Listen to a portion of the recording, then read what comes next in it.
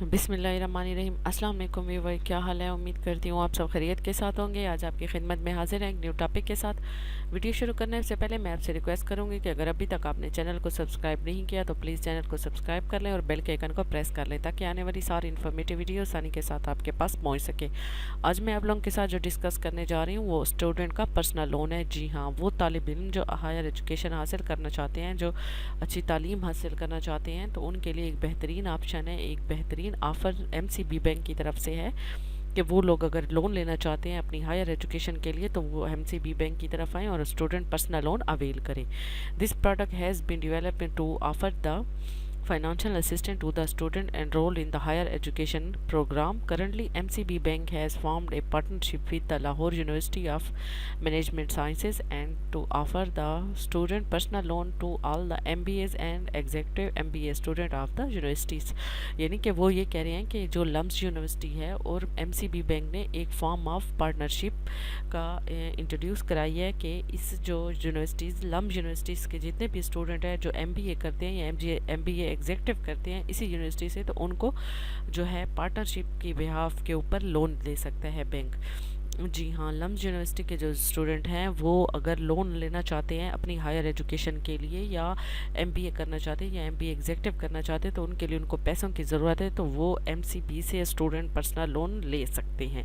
तो उनकी सबसे पहले तो यहाँ पे एज बताई गई है कि उनकी एज मिनिमम 21 ईयर होनी चाहिए और मैक्सिमम 45 ईयर होने चाहिए at the time of loan first tracks approval, यानी कि जिस टाइम वो लोन के लिए अप्लाई करना चाह रहे हैं तो उनकी कम से कम 21 साल और ज़्यादा से ज़्यादा 45 साल एज होनी चाहिए। उसके बाद जर्नल क्राइटेरिया कौन सा है? Generally the student meet to the following criteria shall be eligible for the loan. वो लोन अभी इधर आपको एलिजिबल क्राइटेरिया बता देंगे कि कौन लोग ले सकते हैं। सबसे पहले तो ये कि वो पाकिस्तानी नेशनल होना चाहिए, यानी कि पाकिस्तान का शहरी होना चाहिए। दूसरे नंबर पर यह है कि ये has got at least 50% marks of the equivalent to the last public exam, यानी कि जो लास्ट एग्ज़ाम उसने पास किया उसमें कम से कम उसके 50% मार्क्स होना चाहिए। अदर देन एडमिशन टेस्ट, अगर एडमिशन टेस्ट भी अगर उसने कोई एडमिशन टेस्ट दिया है तो उसमें भी उसकी एटलीस्ट इतनी ही क्वालिफिकेशन होनी चाहिए, यानी कि उसके अच्छे खासे उसने 50% तक मार्क्स लिए होने चाहिए। The same must be confirm to the LUMS in return. उसके बाद वो जो उसका अप्रूवल होगा या उसका जो टेस्ट होगा जो उसने क्लियर किया होगा तो वो रिटर्न फॉर्म में लम्स यूनिवर्सिटी से लेके आएंगे। उसके बाद है कि must have to the valid admission and the provided admission acceptance to the LUMS confirmation of the final admission must be provided by the LUMS in return, यानी कि वो लम्स यूनिवर्सिटी से रिटर्न में ले आएंगे कि वाकई उनका एडमिशन कंफर्म हो गया है, उनको इस यूनिवर्सिटी में एडमिशन मिल रहा है, यानी उसका जो एडमिशन का क्राइटेरिया है, जो टेस्ट है, जो एग्ज़ाम है वो इस स्टूडेंट ने क्लियर कर दिए हैं, तो वो ये इसका एलिजिबल क्राइटेरिया है। Maximum 80.20 of the only admission registered tuition on one campus residence and any other पर part head item of the fee that is payable in advance by the student to the LUMS, यानी कि जो इन्होंने ये चीज़ें admission fees हो गई, registration हो गई, ट्यूशन फ़ीस हो गई, वन कैंपस रेजिडेंस हो गया और अदर जो उसके part head terms of faeces होती हैं वो सारे की एक लिस्ट बन के आएगी और एडवांस में स्टूडेंट को पे किया जाएगा कि वो यूनिवर्सिटीज़ को अपनी फ़ीस दे सके। Moreover the loan shall not recover any amount in the refundable to the student later on.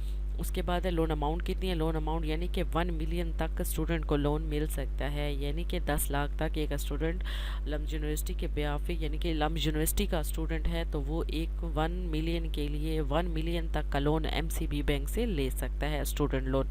बाकी इसका मार्कअप रेट क्या होगा, इसका रिकवरी का प्रोसीजर क्या होगा, ये आज जो वो यूनिवर्सिटीज़ इस यूनिवर्सिटीज़ को जो MCB के साथ डील्स ब्रांचेज़ होंगी, जो उनकी डेजिग्नेटेड ब्रांचेज़ होंगी उधर ही जहाँ पे ये यूनिवर्सिटीज़ हैं उसके आसपास उसकी जो डेजिग्नेटेड ब्रांचें होंगी जो इसको डील कर रही हैं, तो फर्दर जो बाकी सारी इन्फॉर्मेशन है वो यूनिवर्सिटीज़ के नियरेस्ट जो ब्रांचें हैं वो खुद ही प्रोवाइड करेंगे। वो सारा क्राइटेरिया भी देखेंगे कि स्टूडेंट की एज कितनी है, वो किस प्रोग्राम में जाना चाह रहा है, उसका कौन सा एडमिशन है, वो कितना लोन अप्लाई कर रहा है, उसकी एज क्या है, उसके हिसाब से वो उनको कैलकुलेशन करके देंगे और इनको बताएंगे कि इनका इतना लोन के लिए एलिजिबल हो रहे हैं, इतना मार्कअप रेट है, इसका ये रिफ़ंड का प्रोसीजर है और किस तरह से इसकी रिफ़ंडेबल होगा या जो भी टर्म एंड कंडीशन है तो वो फर्दर आपको बैंक का नुमाइंदा ही बता देगा। इसी के साथ ही मैं अपनी वीडियो को यहीं ख़त्म करती हूँ। मैं उम्मीद करती हूँ आपको मेरी वीडियो पसंद आई होगी। इस हवाले से कोई क्वेश्चन पूछना हो तो कमेंट सेक्शन से पूछ सकते हैं। मिलते हैं अगली वीडियो में, तब तक के लिए अपना ख्याल रखिएगा। अल्लाह हाफ़िज़।